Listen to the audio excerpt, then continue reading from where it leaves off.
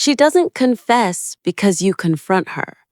She confesses when you stop reacting. The truth doesn't reveal itself under pressure. It reveals itself in silence. Every man who's ever begged for honesty made the same mistake. He thought intensity creates clarity. It doesn't. The louder you ask, the quieter the truth becomes. Because truth doesn't fear exposure. It fears stillness. And in this video, I'll show you how calm awareness, controlled emotion, and quiet detachment work together to reveal what words try to hide. Because once she feels you've detached, her truth becomes her only way back in. Scene 1. The psychology of perception control. Have you ever noticed how her version of events always sounds reasonable? Not emotional, not exaggerated, just reasonable enough to make you doubt your instincts. That's not coincidence.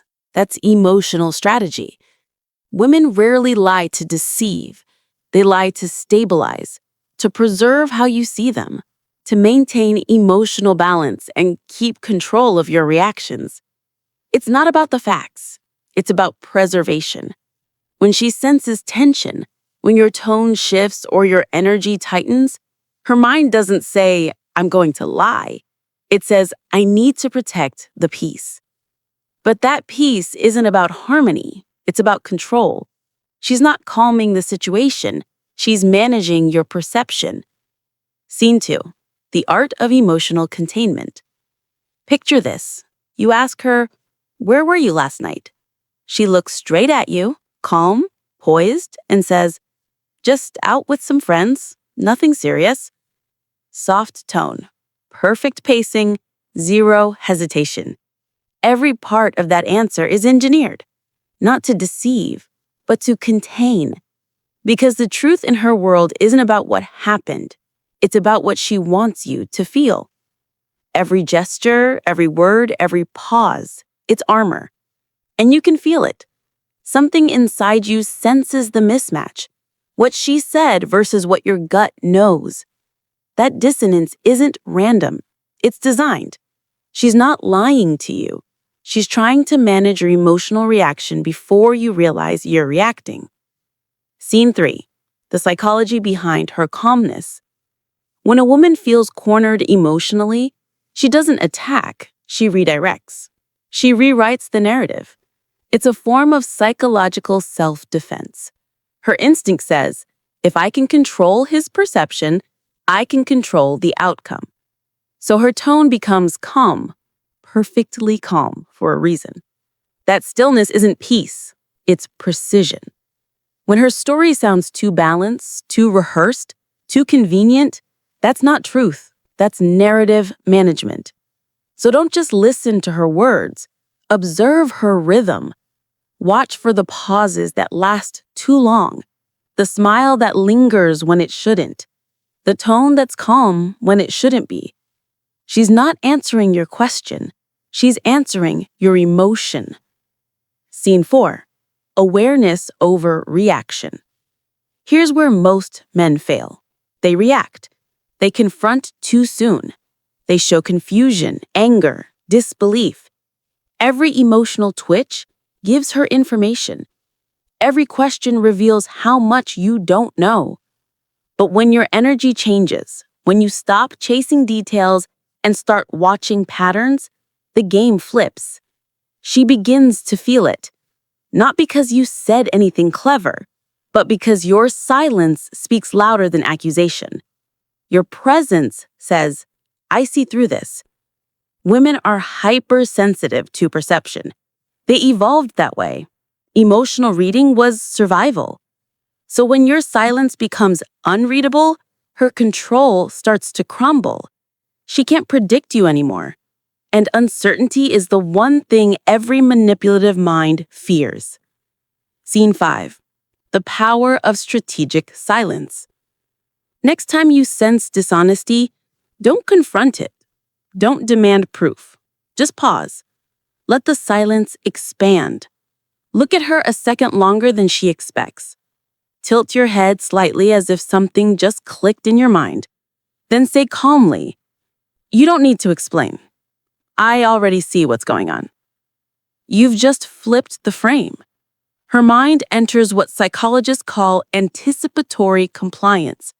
When someone believes you already know the truth, they start revealing more than they planned. She'll start over-explaining, clarifying, correcting. Her own words begin to expose her story, not because you forced her, but because your silence made the lie unsafe. Scene 6. Information flooding.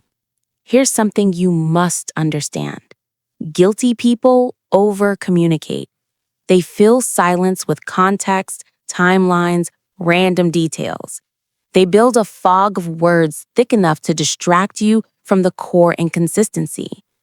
That's called information flooding.